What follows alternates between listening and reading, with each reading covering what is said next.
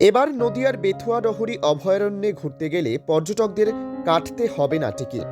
মুখ্যমন্ত্রী মমতা বন্দ্যোপাধ্যায় উত্তরবঙ্গে প্রশাসনিক বৈঠকে রাজ্যের বন দপ্তরের বিভিন্ন অভয়ারণ্যে পর্যটকদের কাছ থেকে টিকিট নেওয়াকে কেন্দ্র করে ক্ষোভ প্রকাশ করেন। মুখ্যমন্ত্রীর এই ঘোষণার পরেই নড়েচড়ে বসল নদিয়া মুর্শিদাবাদ বন দপ্তর।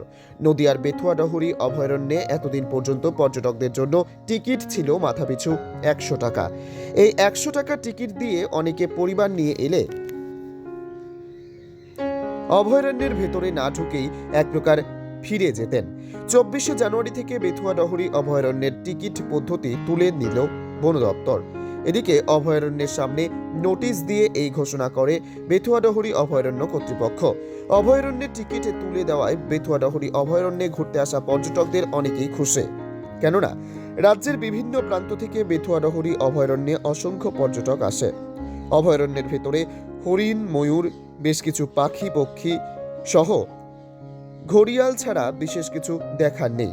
তাই অনেক পর্যটক বেথুয়া ডহরি অভয়ারণ্যে ১০০ টাকা দিয়ে টিকিট কেটে ঢুকে ফেরার পথে বিরক্তি প্রকাশ করতেন। মুখ্যমন্ত্রীর এই সিদ্ধান্তে সমস্ত পর্যটকরা এক প্রকার খুশি। বেথুয়া ফরেস্টে তো ১০০ টাকার টিকিট ছিল, আজ থেকে তুলে দেওয়া হলো, কেমন লাগছে?